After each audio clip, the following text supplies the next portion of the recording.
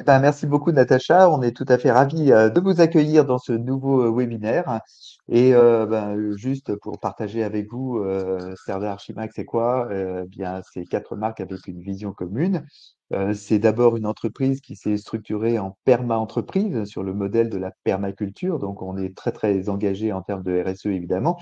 Et effectivement, l'IA est complètement au centre du sujet dans la mesure où on a évalué qu'il y aurait un impact un peu négatif d'augmentation des émissions de gaz à effet de serre liées à l'IA, à son entraînement, à sa gestion, à son exploitation. Et donc, on estime effectivement entre 20 et 30 d'augmentation du numérique, sachant qu'aujourd'hui, on est à 5 des émissions de gaz à effet de serre au niveau mondial. Et donc, si on rajoute effectivement 20 à 30 bah, vous voyez où on peut aller. Voilà. Donc, juste pour revenir, pour recentrer un peu le sujet sur effectivement Serdar Archimag, eh bien, la vision, c'est accompagner les organisations et toujours ce qui nous guide depuis 40 ans. L'année prochaine, c'est 40 ans. Donc, sur la mémoire et le savoir. Donc, c'est le partage et la préservation de la mémoire dans le monde digital. Et l'objectif étant d'adopter une démarche de sobriété numérique et évidemment sans oublier du tout l'humain, puisque effectivement, l'humain est au cœur, y compris de l'IA. Alors, il y a quatre activités. L'activité effectivement de certains conseils qu'on porte aujourd'hui dans le cadre de ce webinaire et de la méthodo, mais évidemment, on parlera d'Archimag, le magazine, et de ACE, qui est l'événementiel et l'édition de contenu spécifique. Donc, on parlera des suppléments. Et puis, évidemment, de certaines compétences qui délivrent un certain nombre de formations pour monter en compétences sur l'IA. Donc voilà, c'était rapide. Pour revenir juste sur le fameux rapport que vous connaissez, et si vous ne connaissez pas, je vous recommande chaudement effectivement sa lecture parce que c'est de la gouvernance de l'information. En fait, c'est cette approche. Depuis 10 ans, nous suivons les évolutions et les montées en développement, en déploiement de ce sujet, donc de la gouvernance de l'information. Et donc, ce qu'on voit, ça c'est les résultats de cette année, c'est 13% des organisations ont déjà réalisé un projet de jet de CM autour de l'IA et 45% le prévoient. Donc, ça veut dire qu'on se retrouve à quasiment 60% d'ici l'année prochaine, voire éventuellement 2026, sur l'IA. Donc, il est urgent de s'y mettre, d'y aller, et après, on va regarder effectivement comment on y va. Voilà. Et tous les différents sujets, c'est évidemment le lien data, le lien automatisation de flux, le RPA, et je pense que Amir nous en parlera plus en détail, la veille et j'aide, et tous les contenus, en fait, la gestion de tous les contenus un petit peu en général.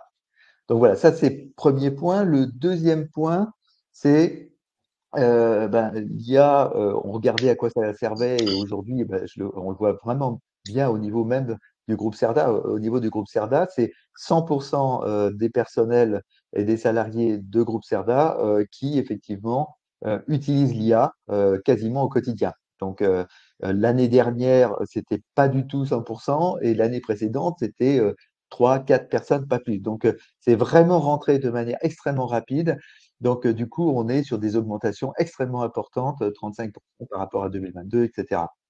Donc, deuxième point, c'est que on est à l'ère de l'Europe et à l'ère du RGPD et à l'ère de l'acte de l'IA Act qui a été signé il n'y a pas très longtemps. 76% des entreprises pensent que l'IA doit être éthique, raisonnée et explicable. Et pour ça, il faut gouverner et c'est pour ça qu'on va vous en parler. Ensuite, on a un certain nombre de points qui existent. Vous avez des bases de données, vous avez des applications, vous avez des applications qui sont obsolètes, qui sont même pas débranchées, mais qui tournent, mais qui ne sont pas utilisées. Il y a aussi ce qu'on appelle de vrac numérique. Le vrac numérique, et j'en reparlerai, c'est tous les file systems, tous les répertoires, les SharePoint, dans lesquels il y a des myriades de documents qui sont plus ou moins sécures, plus ou moins à jour, plus ou moins redondants. Enfin, voilà. Et donc, du coup, il y a une matière absolument incroyable pour alimenter les IA. Donc, et c'est ça qui est important, et c'est ça qu'il faut retenir. 80% des personnes, des DSI pensent qu'on peut le faire grâce effectivement à l'IA et à pouvoir générer effectivement de la connaissance. Autre élément, autre zoom, l'IA générative, 10% des utilisateurs qui sont précurseurs l'incluent déjà comme un actif informationnel. C'est-à-dire, en fait, dans la valorisation des entreprises, aujourd'hui, tu fais de l'IA ou tu ne fais pas de l'IA, et tout de suite, on a effectivement de la valorisation. Et donc là, ça devient financier. Donc ça, c'est intéressant. En termes de service public, évidemment, c'est pas du financier en tant que tel, mais c'est de l'efficacité. Et au jour, effectivement, quand on écoute notre Premier ministre, c'est peut-être utile.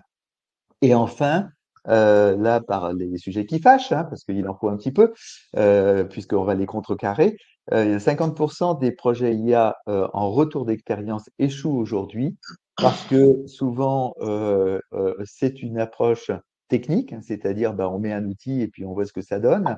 Donc, on n'a pas nécessairement de vision, d'objectifs clairs, etc. Souvent, il n'y a pas de gouvernance, c'est-à-dire en fait, les données qui sont utilisées ne sont pas nécessairement ni propres, ni complètement supervisées et suivies. Donc, globalement, on n'a pas de gouvernance, pas formalisée. Donc ça, on est vraiment sur un sujet négatif. Ensuite, on a un vrai sujet et la qualité des données. Et ça, Philippe, tu portes ce sujet de manière tout à fait magnifique et on a besoin de qualité. Le manque de qualité de données égale effectivement que l'IA, ah bah, c'est que ça, je vois pas l'intérêt. Si on a de la qualité de données, là, effectivement, on a un booster très important et une chance de réussir effectivement des projets de l'IAG. Et puis, faut pas oublier, et Amir est là pour le rappeler, que il y a des complexités d'intégration technique dans la mesure où on a un certain nombre de couches à faire dialoguer entre des RAG, entre des LLM et ensuite du fine-tuning, etc. Enfin, bon, c'est relativement technique, il y a du vocabulaire, etc. Mais techniquement, on est sur des couches et même sur des architectures techniques, c'est-à-dire des data centers et des serveurs spécialisés qui sont avec des processeurs spécialisés qui sont différents d'un truc standard en fait. Hein, voilà, donc je Tout voulais à fait. juste passer en revue très rapidement ça pour ensuite déboucher sur bah, une première action, c'est-à-dire en fait les solutions Cerda, Archimag, on est évidemment sur une première action de votre part. Ce qu'on vous suggère, c'est eh ben, de vous documenter, de rentrer effectivement dedans. Et donc, il y a le nouveau guide pratique hein, qui effectivement porte sur l'IA. Donc, on a comment on prompte. Parce que le vrai sujet, c'est à la fois effectivement l'enrichissement des données, mais c'est également la qualité et la pertinence et la finesse du promptage, enfin, je sais pas comment on dit, mais en tout cas, c'est les requêtes, hein, les anciennes requêtes. Aujourd'hui, ce sont des prompts et donc il faut savoir prompter. Et donc, c'est un vrai savoir-faire. Donc, déjà, c'est comment on prompte. Ça, vous aurez la réponse dans le guide. Ensuite, il y a effectivement tous les retours d'expérience de l'IA avec des chatbots dans bibliothèques, sur les archives, les relations entre LLM, IAG et puis les contenus, et puis les traitements de données qu'on peut effectivement faire de manière automatique pour classifier, extraire des métadonnées, gérer les cycles de vie, contrôle qualité, tout ce que vous avez rêvé en fait et que toujours vous avez dit mais j'ai pas les moyens ou j'ai pas le temps, eh bien l'IA peut être effectivement une bonne clé. Donc là, on est sur le guide pratique et merci Natacha de ce lien. Et puis, ne pas oublier le dossier de notre dernier numéro d'Archimag, le 377, hein, où il y a effectivement les 7 points clés sur la gestion des datas, la gouvernance des datas. Et donc, là-dessus, bah, je vous recommande effectivement ces deux publications pour déjà rentrer en acculturation. Alors ça c'est un supplément data, puisque effectivement on a vérifié que la qualité des données était absolument indispensable au niveau de l'IA. ACE, l'agence éditoriale, a publié un supplément gratuit au niveau de la data. Et donc, bah, je vous recommande vivement de pouvoir le télécharger et ensuite de pouvoir effectivement le documenter. Donc déjà avec Archimag plus effectivement ce supplément gratuit, on couvre déjà pas mal de documentation et d'information. Et puis, l'action suivante, hein, la deuxième action, c'est on se forme, on va plus loin, on rencontre des professionnels. C'est l'occasion effectivement de rentrer en confiance en fait avec les professionnels. Et donc 76%, ça c'est la dernière enquête qu'on a effectuée, envisagent de se former à l'IA dans les 12 mois. Nous, au niveau de CERDA, on l'a fait effectivement à marche forcée, hein, on va dire ça comme ça. Et donc, vous avez sur le site de CERDA Compétences tout un ensemble toute une gamme de formations pour l'IA, pour se former à l'IA, rechercher, générer, prompter évidemment, analyser les images. Alors que ce soit du texte, que ce soit de la vidéo, que ce soit des images ou même de la musique, coder aussi, mener un projet d'IA en entreprise et poser une stratégie de gouvernance data IA. Voilà. Et donc, du coup, je pense que Amir et Philippe vont pouvoir rebondir dessus. Alors, il y en a un qui vient très très vite, hein, c'est le 14 au 15 octobre. Un petit commentaire? Tout à fait. Oui, alors c'est un stage de 2 jours que je fais autour de l'AI et l'optimisation pour entreprise, comment intégrer l'AI au sein de l'entreprise. Et donc voilà, c'est un petit stage que j'ai l'idée plusieurs fois cette année et on repart pour une nouvelle fois là, le 14 et 15. Si vous êtes intéressé, je vous invite à aller regarder sur le site CERDA pour voir les informations à propos de la formation. Merci Pierre. Voilà. Et je pense qu'il reste quelques places, donc faites vite. C'est une recommandation. Philippe? Oui, bah pour compléter, après avoir suivi le stage d'Amir, vous pouvez vous préoccuper de comment vous allez gouverner les systèmes d'intelligence artificielle que vous aurez appris à construire. Le stage que l'on a créé ensemble avec CERDA, CERDA a été le tout premier organisme en France à proposer une session de formation sur la gouvernance de l'intelligence artificielle. C'est pas le sujet le plus sexy, mais c'est un sujet indispensable si vous voulez pas avoir des problèmes de conformité, des problèmes de qualité et surtout des problèmes d'efficience parce que ce qu'il faut bien comprendre, c'est que l'IA sans data, ça n'existe pas. Et c'est vrai d'ailleurs pour le savoir en général. Le savoir humain, sans avoir auparavant lu des articles scientifiques, lu des livres, etc., ça n'existe pas. Et ben, l'IA, c'est exactement la même chose. Et si vous ne faites pas attention à la data, vous allez générer des choses totalement absurdes. Et donc, il faut y faire très, très attention. Et c'est pour ça que, en complément de l'IA opérationnelle, on vous conseille de vous intéresser à la gouvernance de l'IA. Oui, Voilà.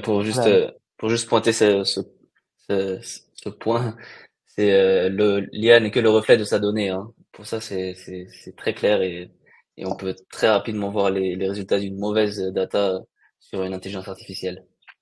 Tout à fait. Ouais, tout à fait. Et on voit l'exemple effectivement de l'avocat américain qui a cru effectivement que l'IA c'était un Google simple et en fait il s'est fait planter et donc il est en procès lui pour avoir interprété avoir cru ce que lui racontait l'IA. Alors du coup la troisième action après s'être formé et il y a quelque chose à faire effectivement dans mon organisation publique ou privée. Et du coup, par où je commence? Et le premier sujet, effectivement, qui est en termes d'accompagnement, c'est l'IA, les data. Ça peut pas se gérer, ça peut pas se conduire en termes de projet tout seul. Il n'y a pas une personne qui dit je suis chef de projet et hop, miraculeusement, avec la baguette magique, je fais de l'IA et tu vas voir ce que tu vas voir. Donc, du coup, on est parti effectivement sur la première difficulté qu'il faut prendre en compte chez vous, acculturer, assurer toute une sensibilisation pour pouvoir rassembler un certain nombre d'acteurs. Alors, on a listé les différents acteurs qui peuvent être effectivement complètement concernés, sachant effectivement que on va démarrer par des métiers de type DSI, de type IT, que ce soit au niveau de la stratégie, schéma directeur, etc., que ce soit au niveau de l'architecture, parce qu'il y a des sujets, que ce soit au niveau de la sécurité, parce que effectivement il y a des données internes et ensuite, est-ce qu'on utilise, du cloud? Est-ce qu'on utilise du SaaS? Ou est-ce qu'on le fait en interne et cetera? Enfin, il y a un certain nombre de choses, de sujets qui sont vraiment très techniques et très IT et très même stratégiques, hein. Donc ça, c'est côté IT. Évidemment, il y a toutes les pilotes de la transformation en général, puisque effectivement les métiers, la façon de fonctionner, ben, quand il y a de l'IA, ben, c'est pas pareil. Ça va pas nécessairement remplacer en fait des personnes, mais par contre, ça va faire évoluer effectivement un certain nombre, parce qu'il y a beaucoup de peur hein, là-dessus. Donc, il faut vraiment rassurer. Les directions générales et la transformation sont effectivement des sujets intéressants et qu'il faut absolument embarquer. Il y a évidemment ben, tous les professionnels de la data et de la data au sens général, c'est-à-dire y compris la data au sens contenu. Comme tu le disais, Philippe, hein, là je rebondis là-dessus. Bah, les experts en contenu, c'est quand même des bibliothécaires, des documentalistes, des archivistes, etc., qui ont effectivement le métier de la propreté en fait des données. Et si c'était pas ça, bah, ça se saurait. Donc du coup, il y a effectivement tous ces différents métiers à rassembler. Et puis à côté, bah, il y a les DPO. Évidemment, hein, tout ce qui est RGPD, données personnelles, parce qu'effectivement, dans les données que vous allez traiter et mettre en place avec l'IA, ben, il y a effectivement toutes les données à caractère personnel qu'il faut effectivement bien contrôler, bien maîtriser. Il y a parfois des directions de la data. Donc ça, c'est évidemment, ils sont au cœur du sujet. Il y a les services juridiques hein, qui sont les services d'audit, parce qu'il y a un moment donné, il faut auditer ce qui a été fait. Donc ça, on en reparlera tout à l'heure. Et il y a évidemment les RH pour les sujets dont on a parlé, c'est-à-dire la transformation. La qualité de vie au travail, il y a la QVT, le CSE est aussi intégré. Et n'oublions pas le responsable RSE, parce que effectivement, la génération de 30% de plus dans de l'empreinte carbone dans le cadre d'un numérique qui se voudrait responsable, bah, il est à prendre en compte, donc il est complètement concerné. Voilà. Puis après, bon, on a des interlocuteurs classiques de projet, c'est-à-dire bah, des sponsors, des chefs de projet, à la fois métier et à la fois IT. Donc ça, c'est vraiment des points sans souci et standard d'un projet, mais c'est un projet un peu particulier. Et puis, il y a tous les utilisateurs finaux qu'il faut embarquer. Donc, il y a beaucoup de monde à embarquer.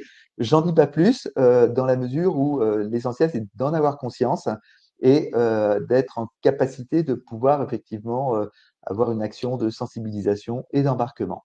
Et du coup, eh bien, parlons effectivement de la démarche. Et là, on va parler étape 1, étape 2, étape 3, étape 4. Hein. Alors, c'est effectivement très méthodique, hein, on est d'accord. Sauf que on peut à chaque étape démarrer par chaque étape, en fait. Donc, le point 2, c'est-à-dire en mode agile, on peut être très très pragmatique. On peut avoir effectivement, vous avez un périmètre, le périmètre il est bien bordé, et du coup, ben tiens, on va faire un POC. Ok, bon, ben, on va faire un POC et puis ensuite, on verra ce qu'on fait avec effectivement la gouvernance, etc. Ou alors, on démarre par le début, mais ça, on en reparle après. Donc, on est très pragmatique. Hein. Il faut vraiment, il y a un besoin, il y a quelqu'un qui est un profil, un métier qui a envie, qui a dit oui, mais j'ai mon collègue qui l'a fait dans l'autre structure, etc. Ben, faut y aller. Faut pas effectivement casser l'envie, en fait. Hein. Ça, c'est vraiment un point important. Ensuite, nous, de notre côté, en termes de conseils, on intervient à la carte. C'est vraiment, il y a des éléments que, effectivement, vous pouvez prendre en compte, par exemple des cartographies de données, des éléments comme ça, etc. Peut-être coacher, mais le faire effectivement de votre côté. Et il y a des choses qu'on peut effectivement prendre aussi de notre côté, donc vraiment à la carte. Donc mode agile, à la carte. Et puis après, l'IA, c'est pas l'IA pour tout le monde, tout d'un coup, sur la totalité de toutes les activités. Là, je pense que personne ne vous suivra. En revanche, démarrer avec un périmètre où il y a peut-être assez risqué, par exemple de la relation citoyen ou de la relation usager ou de la relation client ou de la relation partenaire, ou etc. Ça, ce sont des points effectivement qu'on peut faire grossir, réduire dans la mesure où effectivement on a besoin effectivement d'être raisonnable et être efficace. Voilà, donc du coup, premier, la première action de la première action, c'est sensibilisation, acculturation pour les apports de l'IA. On a déjà donné quelques informations sur les contenus à lire et à relire au niveau d'Archimag et à se former au niveau effectivement des formations. Donc ça, on en a déjà parlé. Et du coup, je voulais juste rappeler que tout ça, évidemment, c'est très encadré d'un point de vue normatif, hein. C'est-à-dire, on a, et Philippe, je rebondis sur ce que tu dis souvent, c'est-à-dire que autant les données, on a attendu très très longtemps le volet normalisation ISO, autant l'IA, on l'a déjà. Voilà. Et donc, du coup, c'est un point très important. Et dernier élément, le tout est tout ce qu'on appelle la gouvernance de l'information, c'est-à-dire l'ISO 24143, qui est très récente, hein, puisque elle date de 2022.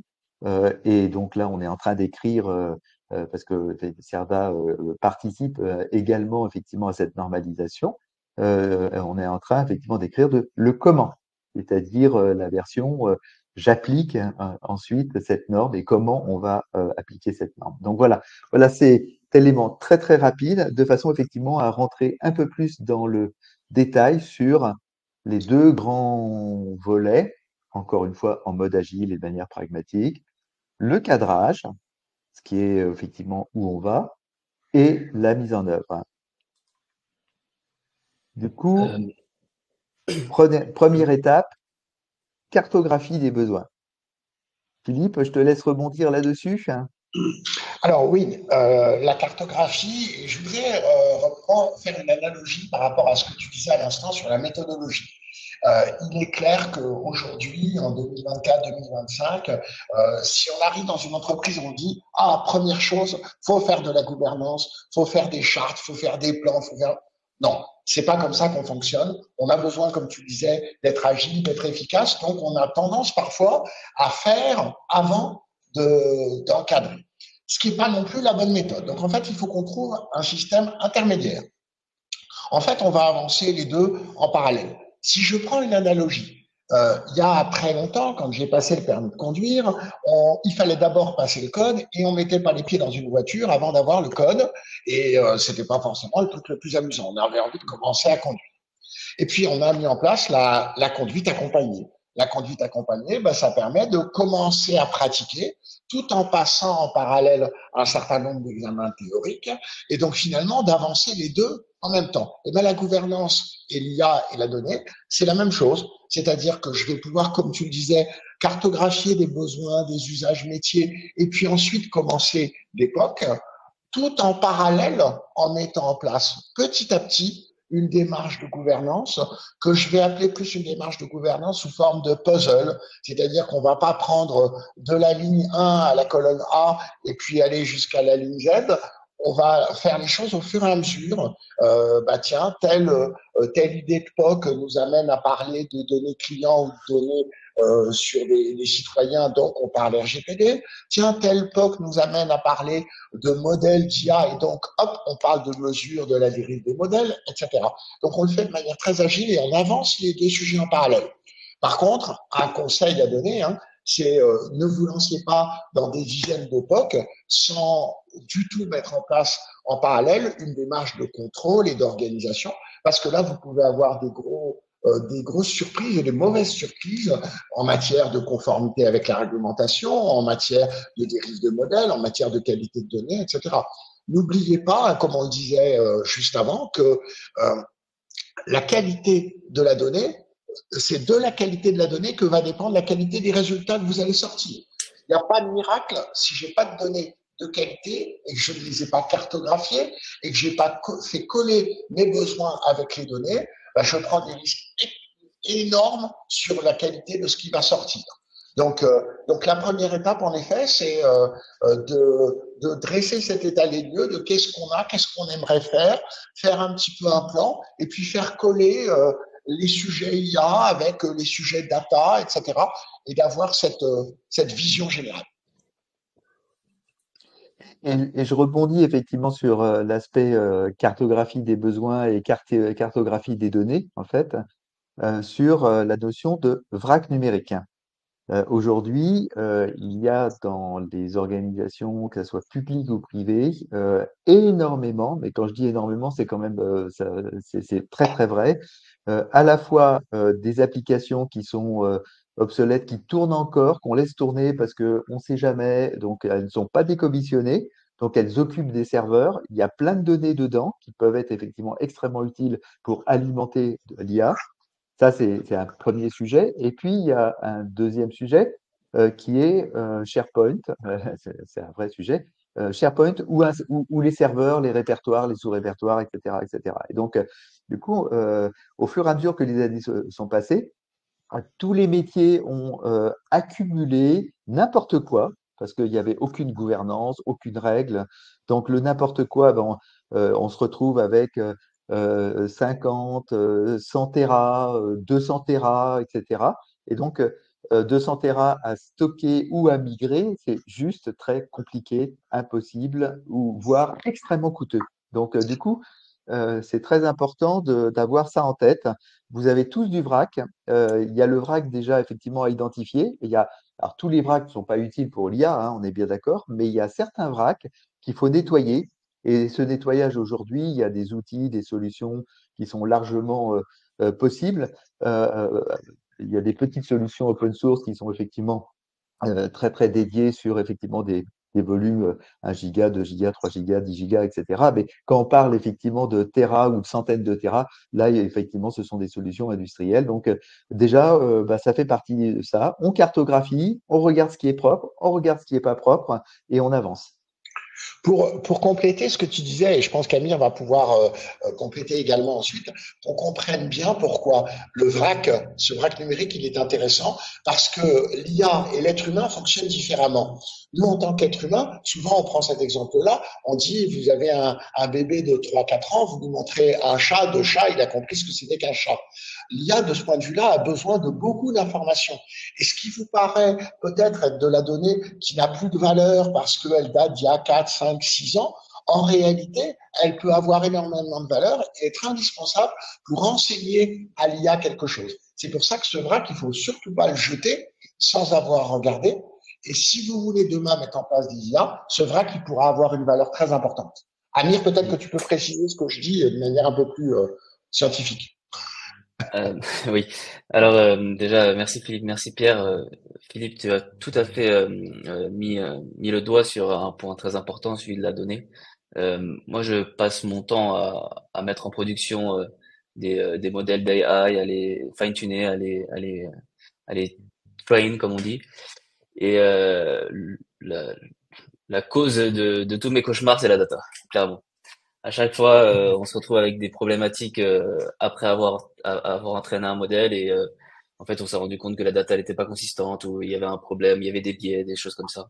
Donc, l'audit de data, je pense que c'est la première chose à faire et celle sur laquelle on doit on doit faire attention en premier point. Pour ce qui est de l'AI, c'est un mot assez vaste. Donc, aujourd'hui, ça veut dire plein de choses. L'AI, c'est plein de modèles différents, c'est un écosystème, c'est un environnement. Ce dont on parle là dans ce contexte, c'est on va plutôt parler des LLM, Large Language Model. C'est donc des modèles qui sont entraînés à sortir du langage naturel et à le comprendre. Donc ça, c'est assez intéressant de comprendre comment ça marche pour connaître ses limites et pouvoir l'utiliser au mieux. Donc concrètement, comment ça marche? On va simplement donner des milliards de mots et de phrases à un modèle, à un LLM, pour qu'il puisse à la fin arriver à contextualiser n'importe quel prompt. Donc pour faire ça, simplement, il va au fur et à mesure du temps réussir à mettre dans son monde tous ces mots, toutes ces phrases, et à chaque fois qu'on va lui donner donc une nouvelle phrase, le ciel est bleu, il va réussir à contextualiser cette phrase. Il va mettre qu'est-ce qui est bleu, c'est le ciel, et il est, c'est le verbe. Il va réussir à faire ça, mais dans son monde avec des chiffres, hein. C'est assez vaste. Ça, c'est un premier point pour comprendre un petit peu comment ça tourne sous le capot. Il faut comprendre que à partir de ce moment-là, à partir du moment où on a entraîné un LLM, c'est un peu on peut pas vraiment lui donner une direction dans la sortie, dans son output. Il a été entraîné sur énormément de choses, des choses très diverses, qui vont lui permettre de comprendre le langage naturel, mais des fois de pas être très précis ou avoir des lacunes sur la donnée parce qu'il a été entraîné sur de la donnée qui date d'il y a 6 mois ou plus. Et là, ça c'est un problème pour l'entreprise. Elle peut pas se permettre de sortir sur un chatbot, elle peut pas se permettre d'avoir des informations mauvaises, fausses ou qui sont datées quoi. Donc pour faire ça, on a plusieurs architectures qui sont mises en place en entreprise aujourd'hui. Hein, dès aujourd'hui, dans beaucoup d'entreprises, ils mettent ça en place. On appelle ça le RAG, Retrieval Augmented Generation, ou génération augmentée par récupération. Ce qui va se passer, c'est qu'en plus d'un langage qui va comprendre le langage naturel, on va lui injecter de l'information qui est vérifiée en temps réel. Ce qui se passe, c'est que c'est super intéressant parce que grâce à ça, on n'a pas besoin de lui donner des informations sensibles à l'entraînement. Et ça, c'est très très important parce que imaginez vous lui donnez des documents qui traitent de clients avec des données sensibles dedans. On veut surtout pas qu'il puisse répondre avec ces données sensibles à n'importe qui. Donc pour faire ça, on va utiliser cette architecture qui va venir mettre en base de données vectorielles, et vectorielles, je l'expliquerai juste après, la donnée pour injecter en temps réel l'information au LLM qui répondra. Et pourquoi on dit vectoriel? Parce que au contraire des bases de données euh, habituelles, on va encoder le contexte. On va encoder l'intention d'une phrase. Et en fait, quand on va poser une question à l'LM, on va simplement récupérer la phrase qui se rapproche le plus de ce que vous lui demandez. Et avec ça, on va le donner à un LLM, et ensuite, il va pouvoir répondre avec l'information vérifiée, juste et mise en base de données. Voilà un petit peu une overview de comment ça se passe. Et donc, ça s'appelle un RAG, et c'est utilisé énormément en entreprise parce qu'elle permet de certifier une information, de pas dire n'importe quoi. D'autres POC qu'on peut mettre en place, c'est aussi le fine-tuning. Des fois, le RAG ne suffit pas parce qu'on a besoin d'avoir une structure de sortie très très précise. Des fois, le fine-tuner, ça veut dire entraîner sur une petite portion de data. Elle peut permettre de vraiment contraindre le modèle à sortir exactement le format qu'on veut. Et, euh, et ensuite, mais j'en parlerai très rapidement aujourd'hui, il nous reste plus longtemps. Tu avais parlé tout à l'heure de RPA. Là, c'est un pan de la data qui est en construction, ça va très rapide, hein. Mais on va permettre à la data de faire des actions grâce à son entraînement. C'est-à-dire, on va lui permettre par exemple, d'envoyer des mails ou on va lui permettre de récupérer de l'information sur des serveurs ou des choses comme ça. C'est un pan de l'AI qui demande énormément de travail et ça se fait pas en 2 semaines. On va parler plus de mois en termes de temps.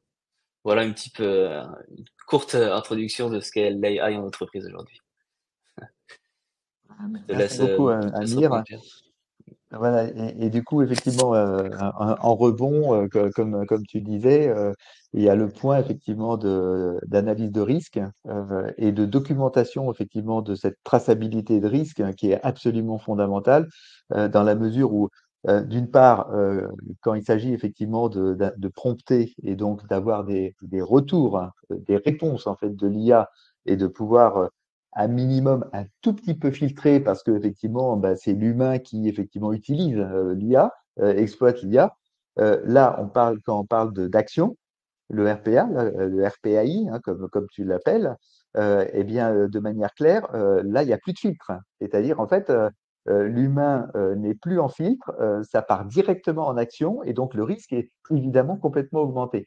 Donc, du coup, il y a toute la chaîne, effectivement, à bien cette cartographie, identifier la qualité en fait de la donnée, faire un POC pour bien vérifier effectivement que il n'y a pas de fuite, qu'on est vraiment sur les bonnes actions ou les bonnes informations.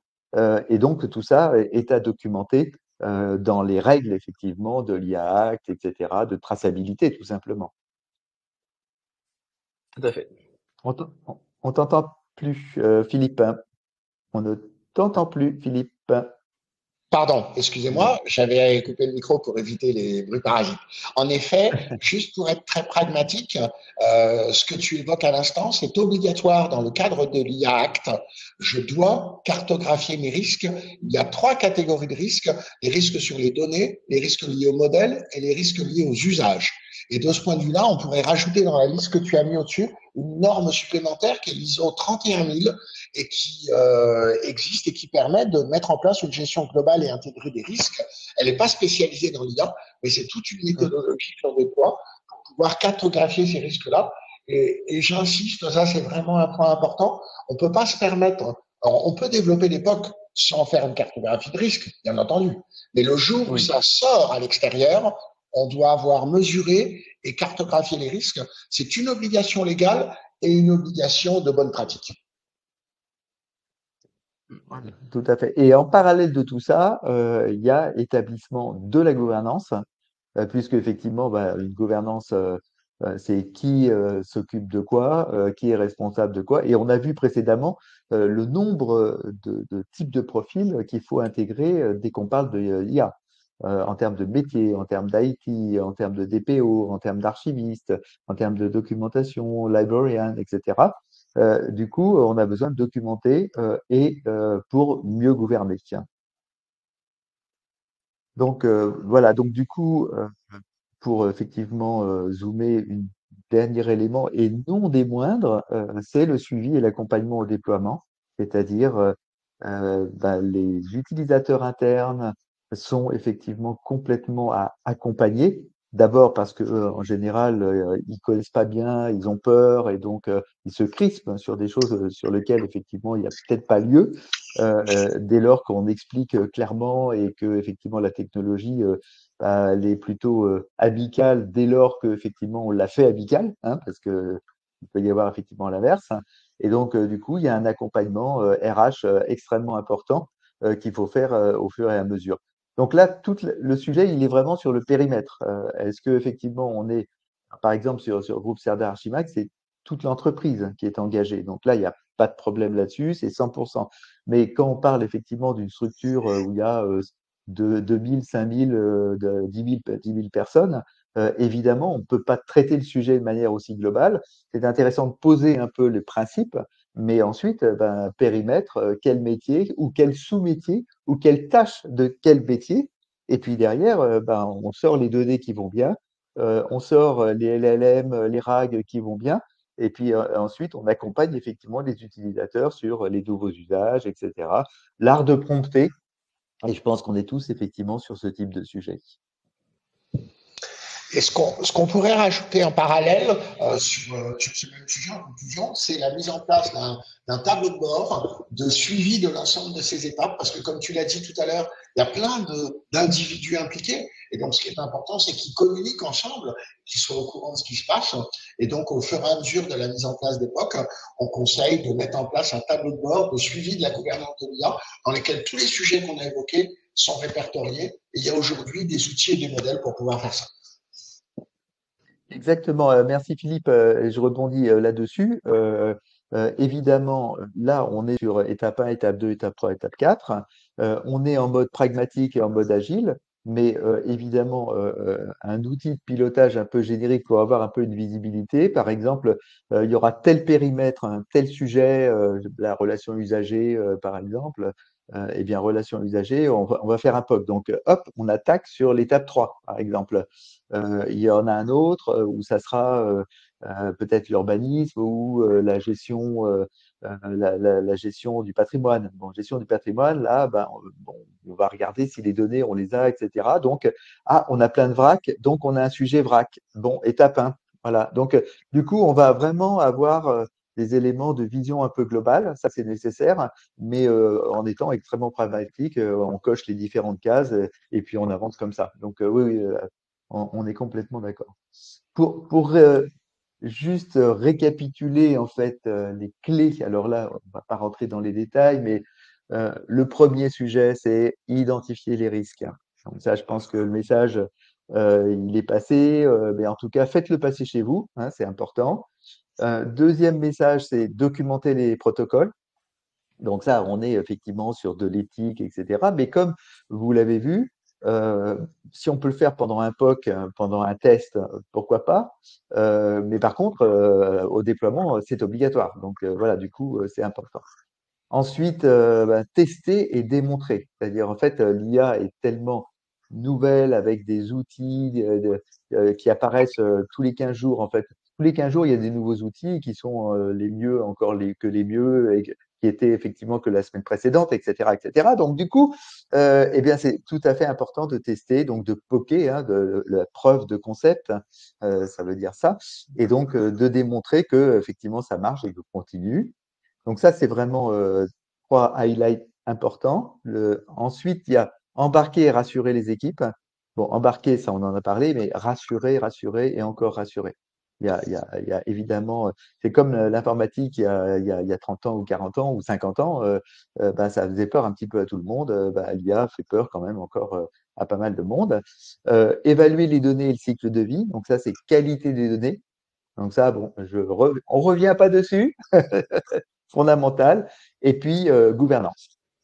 Voilà, hein, c'est qui pilote, qui reporte, qui décide que c'est tel périmètre, qui décide de pouvoir libérer et de déployer.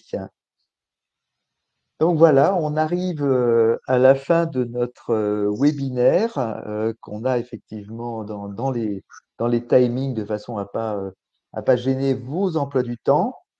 Natacha vous a partagé le lien donc sur l'offre Dataia de Cerda Conseil. Donc là, vous êtes en capacité de pouvoir cliquer et ensuite, je dirais, l'action, la récapitulation. Donc ça, voilà, c'est pour les guides, mais ça, vous les avez un peu au fur et à mesure. On vous les enverra également de toute façon, de façon que vous ayez on clique et puis on accède directement. Donc ça, c'est ce qu'on a vu précédemment des différentes solutions d'accompagnement IA data. Et enfin, quatrième action, si effectivement vous pensez qu'il y a sur le volet accompagnement, le volet assistance, besoin déjà d'avoir un entretien qui permet de fricher, discriminer, là de toute façon c'est gratuit, rassurez-vous. Et puis ça permettra effectivement peut-être de maturer des éléments chez vous, de votre côté, de façon effectivement à pouvoir avancer sur soit un démarrage, soit une continuation, soit un audit, soit une rectification, parce que bon, vous êtes aperçu que vous aviez avancé, mais que ça fait un an que ça traîne, entre guillemets, et que ça serait bien effectivement que ça réavance dans le bon sens, etc., etc. Enfin, tous les motifs sont bons, il n'y a pas de mauvais motifs, hein, il n'y a pas de mauvaise question. Donc, vous n'hésitez pas, et s'il y a des éléments effectivement sur lesquels on n'aura pas de réponse immédiate, on aura des réponses légèrement décalées, mais on aura la réponse. Et l'objectif étant de le faire pas nécessairement que avec l'IA, évidemment. Merci beaucoup Pierre. Donc merci Amir, merci Philippe.